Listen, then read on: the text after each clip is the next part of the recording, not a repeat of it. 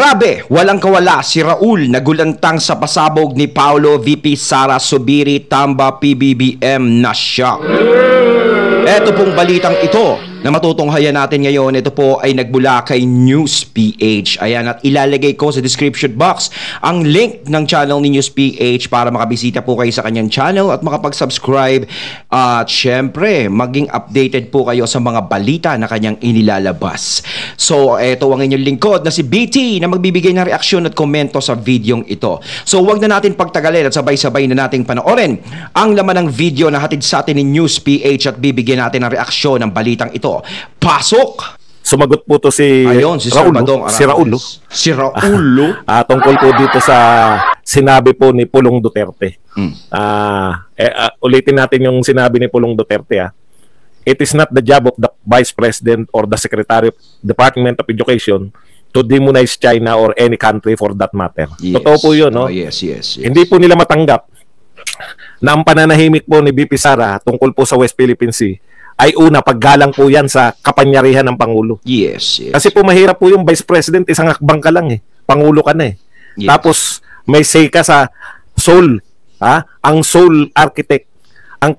Siya lang po ang arkitekto ng ating foreign policy. Hindi po pwede na makipagsabayan ka sa Pangulo ng Pilipinas na nagdadaldal ka rin tungkol dyan sa West Philippine Sea. Yes, that's right. Hayaan nyo yung Pangulo ng Pilipinas. Ito po kasi ang kalalabasan nun, kung si VP Sara ay magsasalita tungkol dito, magiging epal siya. So, hindi natin kilala si VP Sara na ganun, na umi-epal, nagpapalapad ng papel.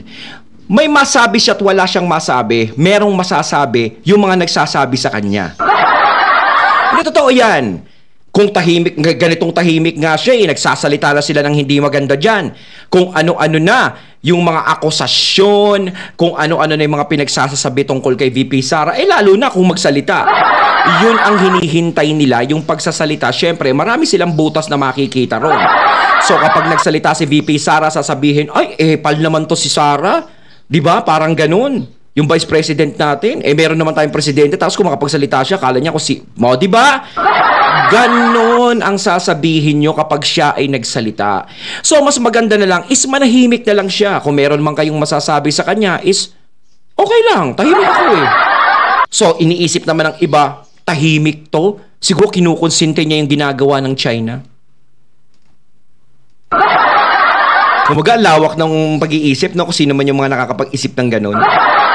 Ang dami-daming katwiran na dapat. Wag nyo na kasing hanapan yung vice. Dahil itong mga bagay na to, itong usapin na to, ay ang may kinalaman dyan syempre, yung Pangulo ngayon. Kung merong kikilos o dapat may magsalita, may karapatan, is yung Pangulo, hindi yung Vice President. Dahil yung Vice President, uulitin ko, ay nakaalalay lang yan sa Presidente. At kahit anong sabihin ng Presidente, yun din ang nagiging ng Vice President. Nakaalalay lang yan eh. 'Di ba? Yung Presidente pa rin ang masusunod, yung desisyon niya pa rin ang pinaka-powerful. 'Di ba? Siyempre, sinasabi ko yung powerful din sa Pilipinas, 'di ba? Presidente siya. 'Di ba? Pangalawa yung Vice President. So kapag wala yung Presidente, saka eksena yung Vice President. Nandiyan yung Vice President na, nandiyan yung Presidente natin, lakas-lakas pa nga ano pang dapat para magsalita si VP Sara? Sa atin ang pinupuri, yung mga epal. Ayun. Yung mga taong hindi dapat ginagawa. Yun ang madalas purihin, yung mga epal. Marami niyan, yung mga nagpapabida. Yung mga taong ngaw-ngaw na ang dapat nilang gawin ay manahimik. No? Yun po ang pinupuri ng mga dilawan at mga makabayan. Pero yung mga tunay na gumagampan ng trabaho, katulad ni VP Sara, ang pinakatama pong gagawin ngayon ng mga hindi concerned, manahimik. Kasi ang gusto nila, nasanay sila yung mag-ingay ng mag-ingay. Yung ginagawa nila. Hindi sila sanay sa tahimik na tao. Alam nyo ba, yung taong maingay, yung, may kasabihan tayo, yung, yung asong kahol ng kahol, takot yan. Pero, yung asong tahimik talaga, huwag mong bibiruin. Dahil kapag biniro mo yan at nasaktan yan, naku, isang sakmal ka lang dyan. Dahil sensitive ang sitwasyon, O, baka magaya tayo kung saan pa man. Basahin natin tong sagot nito ni Manuel. Hindi naman trabaho ng ating BP na protektahan ng indicted na child sex trafficker. Kita nyo? Child sex trafficker, walang di umano di ba? Na si Apollo Kibuloy, pero mas may video siyang statement siya sa isyong ito. Ang soberenya ng Pilipinas, bakit di niya maprotektahan? Sino po may sabing hindi pinoprotektahan ni BP Sara yung soberenya ng Pilipinas?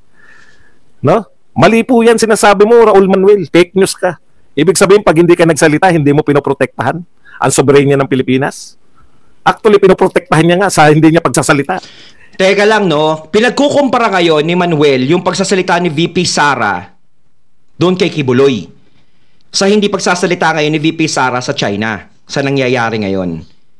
Sa China kasi dito, no, sensitibo nga naman yan. Yung issue na yan.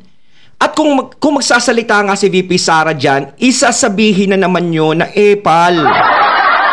Diba? Kahit sabihin natin na concern si VP Sara sa nangyayari ngayon, hindi siya nakakapagsalita dahil alam niya na kung ano yung iisipin nyo. Kaya lahat yan ay ibinabalato niya na sa presidente. Yung presidente na ang lulutas niyan, sa tingin ko, baka nga nag-uusap yung dalawa na yan tungkol dyan sa problema na yan, di ba? O, kailangan pa ba i-televise niya na yung pagsasalita niya? O, ikukumpara naman sa pagsasalita doon, yung in-interview siya tungkol kay Kibuloy na pinaglalaban niya. For your information, ang ipinaglalaban po ni VP Sara dito is yung SMNI, yung karapatan ng malayang pamamahayag. Yun po ang pinaglalaban niya, yung pagkawala ng SMNI. Yun po ang pinaglalaban niya. So, syempre, sino pa ba ang magtatanggol sa SMNI? Syempre, yung mga Duterte. Dahil merong samahan na malalim ang mga Duterte at si Kibuloy, di ba? Syempre, yung SMNI, malaki din ang naitulong sa kanila niyan. So, yung problemang yan is nakaikot lang sa kanila. Pero yung problema ng China, hindi nakaikot sa kanila yan. Nakaatang yan at nakaikot yan sa presidente. Ngayon, kung magsalita si VP Sara na, dapat warlahin na yung mga China na yan. O, ano sasabihin nyo? O, tapang-tapang mo naman. Di ba? Akala mo kung sino kang presidente. Ganon din sasabihin nyo eh. Di ba? At least dito, is private nilang yan. Private na samahan yan. No? Sila yung magkakait magsalita siya dyan. O, ngayon, kaya pag nagsalita siya sa presidente, sigurado sasapulin nyo na sasapulin yan. O kaya nga binabalato niya na si presidente. Magkaiba yung sitwasyon ng China sa sitwasyon ng presidente. Ay, magkaiba yung sitwasyon ng China sa sitwasyon ni Kibuloy at ng SMNI. Kayo dakdak kayo ng dakdak. Gatong kayo eh. 'Di ba? Nakakadagdag kayo ng gatong sa bagay, wala naman kayong mga bilang.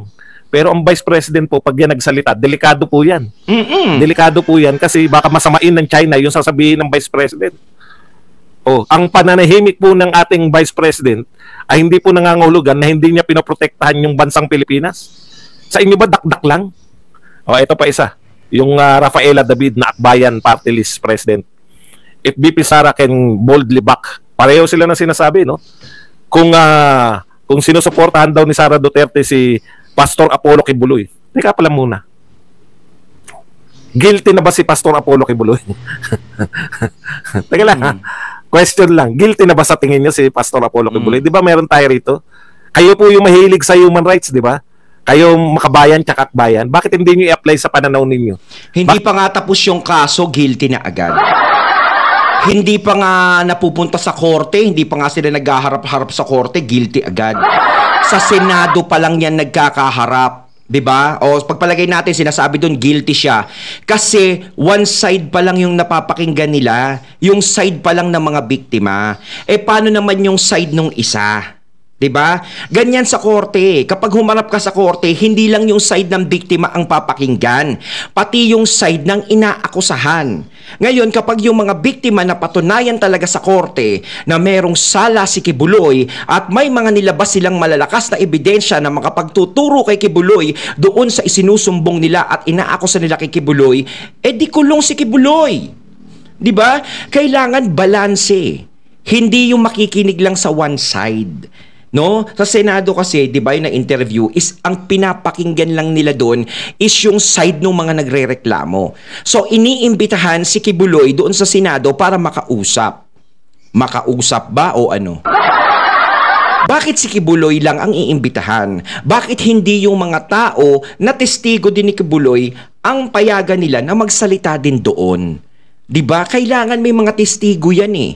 No, hindi lang yung mga papakinggan mo, eto, nagrereklamo to, guilty na to kasi ganto. Di lahat pala tayo pwedeng maging guilty. Kung sabihin ng kapitbahay ko sa akin, ako, di ba? Ako, nagnakaw ako ng ganito. No, pagbintangan ako pero wala naman akong ginagawa, nakaupo lang ako dito. O so, makukulong na rin ako, guilty na agad ako. Di ba? Ni hindi man lang papakinggan yung side ko at kung meron ako mga testigo na nandito ako na nakaupo ako, at hindi ako nagpupunta doon sa kapitbahay ko. Ang papakinggan lang nila yung kapitbahay ko dahil sinabi niya lang. Matibay na ebidensya ba ang pagsasalita para ituro na yung akusado? Bakit hindi niya apply yung human rights? Bawal bang may human rights si Kibuloy? Hindi ba applicable yung human rights kay Kibuloy? Yung human rights ba applicable sa lahat ng Pilipino? Pwera kay Duterte, pwera sa mga Duterte at kay Kibuloy? Patawa kayo. Di ba? Tuloy natin. Kung tingin ni BP Sara hindi niya trabaho na ipagtanggol ang Pilipino, mag-alsa balutan ni siya at bitawan ng kanyang pwesto. Sino po may sabi na hindi niya pinagtatanggol yung mga Pilipino?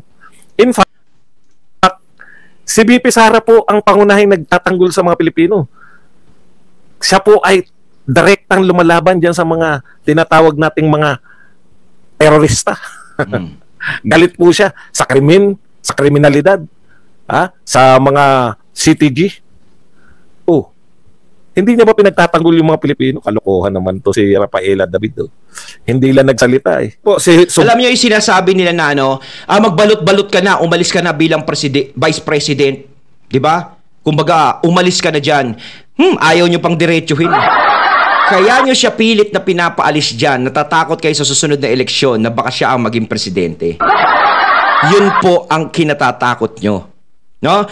Kung hindi nyo nakita na malakas si VP Sara bilang magiging future president, doon sa mga survey, hindi kayo makakapag-isip ng ganyan laban kay VP Sara. At baka pabayaan nyo lang yan. Hindi nyo pansinin. Ang kinatatakot nyo dyan, once na si VP Sara pagdating ng 2028 at biglang tumakbo, sigurado yan. Nako, baka manalo. Ngayon, kapag nanalo siya, di sino ang malalagot? Diba? Yun eh. Kumbaga, pine-prevent nyo na hindi siya makatakbo bilang presidente. Kaya kayo, kung gusto nyo hindi siya tatakbo bilang presidente, ang mas maganda na gawin nyo is tumahimik na lang kayo. Huwag na lang kayong magsalita, huwag na kayong kumibo, huwag nyo nang hintayin na siya ang magsalita. Diba? Malay nyo sa tahimik ng sitwasyon at hindi siya pinababayaan siya sa ginagawa niya bilang vice president, malay nyo, hindi pumasok sa isip ni VP Sara na tumakbo bilang presidente. Diba? Ganun yun. Pero hanggat itinutulak nyo siya dahil sa pagsasalita nyo laban sa kanya, mas lalo siyang nagliliyab, mas lalo siyang nag-aapoy. Diba? Baka yan pa ang magtulak sa kanya na tumakbo bilang presidente sa 2028. Di lagot na. Kayo din ang may kasalanan, hindi siya. Biri ngayon, no? Alam nyo, panay pag-aksaya kayo ng pera, kayo dyan sa Senado at kayo dyan sa Kongreso. Tignan nyo po ngayon, di ba? Kamakailan lang, panay sila cha-cha-cha-cha-cha-cha. Bago na po ngayon ang ni Mig Zubiri, bago na po yung kinakanta. Nung nakaraan lang, mga isang buwan o ilang linggo lang nakakalipas, parang handang-handa na silang economic ang cha-cha, charter change. Dalawa po ang problema ni Zubiri. Wala siya makuha suporta sa mga senador. Mas inuna ni Zubiri na iligtas yung kanyang sarili. Yung kanyang pagiging Senate President kaysa ipagpilitan yung cha-cha. Karamihan po ng senador ayaw ng cha-cha. No? Kung ipagpipilitan niya yung cha-cha, nakita niya naman, may moves na tanggalin na siya sa Senate. So pinili niya po na sundin ng mga kapwa niya senador. Ikalawa, ito po ang pahayag ngayon ni Zubiri. Nagbabago na po. Dapat di minamadali. Mig Zubiri, poll shows need for Senate to study Chacha carefully. Ano po ibig sabihin yan, no? Yung need for Senate to study Chacha carefully. Ang ibig sabihin po niyan, yung mga pronouncement po nila na kung magcha-chacha economic, binabasura na nila yan dahil dyan sa survey na overwhelming po ang mga Pilipino ay ayaw ng chacha. Saan po nakuha ng mga Pilipino yan? Sino po ba yung mga nangangampanya sa chacha para sa chacha at anti-chacha? Bibigyan ko po kayo ng clue. Hindi po natin sasabihin kung sino po yung nangangampanya sa chacha. Clue lang po. Ang clue natin, sino po ang nangangampanya sa chacha? Clue lang to ha. Nagsisimula sa letter Tambaluslos. At sino pa? At nagsisimula sa letter BBM. Silang dalawa po ang pangunahing nangangampanya sa chacha. No? Hindi ko po babanggitin ang pangalan. Kasi ulitin ko, kung yan chacha talaga, is maganda talaga ang kahihinatnan sa mga tao niyan. Is wala namang problema sa mga tao. Ang problema nga lang dyan is syempre yung mga nasasagap nating balita tungkol dyan na magkakaroon ng mga extension of power, di ba? Yung pag-ubo mo is magdidire-diretso or magkakaroon ng prime minister na hindi dapat mapalitan. Yung di ba?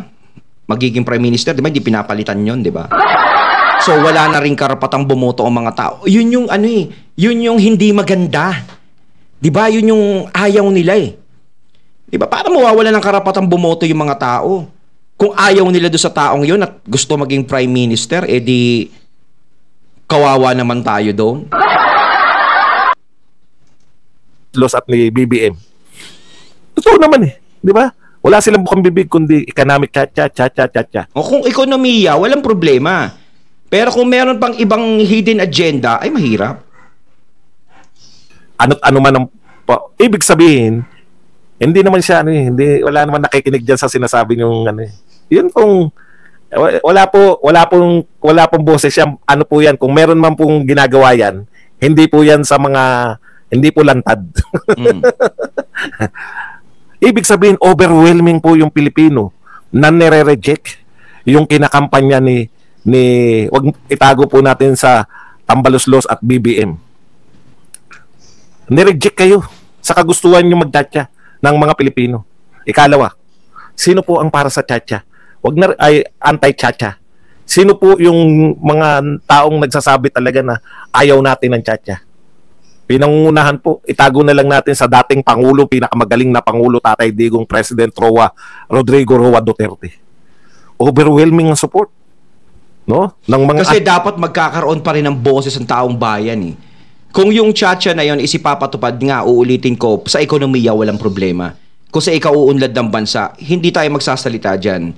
Pero kung meron pang iba na purpose yun, is hindi maganda yun. Lalong-lalo na yung mga ganyang prime minister na yan, na usapin. 'Di ba? At mawawala ng karapatan ng mga tao. Ang gusto lang mangyari siguro ni Tatay Digong dito, kaya kinokontra niya yan, is yun. Kahit naman si Senator Amy ayaw dahil merong mga ganong tema ng Prime Minister, ganun. Diba? Ang hirap. Dapat yung taong bayan pa rin ang may karapatan mamili kung sino ang dapat maupo at maglingkod sa aming lahat. Tayong taong bayan. Hindi yung mga nandiyadyaan lang mismo sa sila ang pipili sa kanila. Kung mapili nila, walang di patay na. Hanggat buhay yun, nakaupo yun. Di lumipat na lang tayo sa ibang bansa. Anti-chacha. Ayaw natin ng chacha. Nagre-reflect po yan sa nangangampanya. Actually, hindi po chacha yung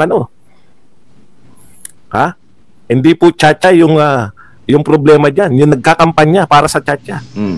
Kaya, ano po mangyayari? Ang dami ng ginastos. Napakarami na pong ginastos.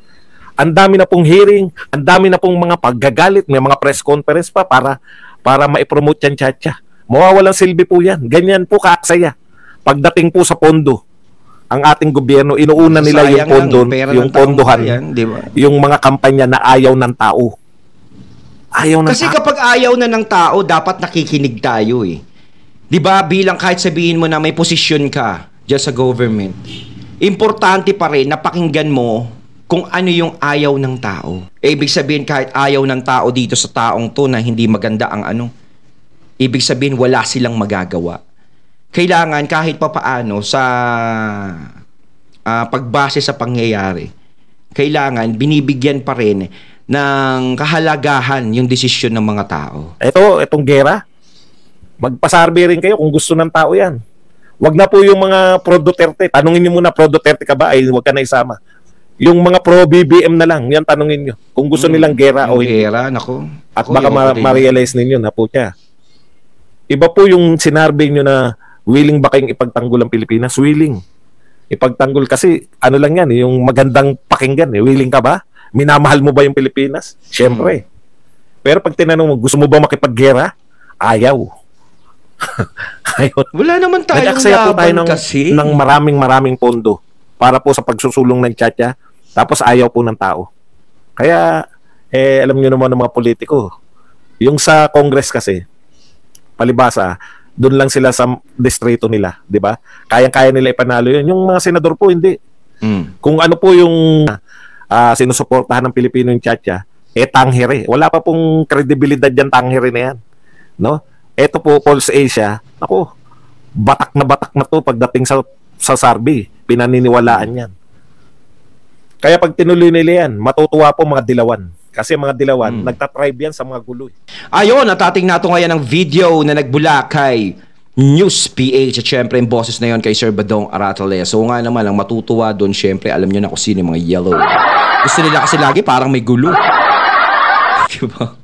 Kayo kung mga katunay na masasabi nyo tungkol dito, comment na po kayo sa comment box. So once again, I'm BT and I'm out. Peace.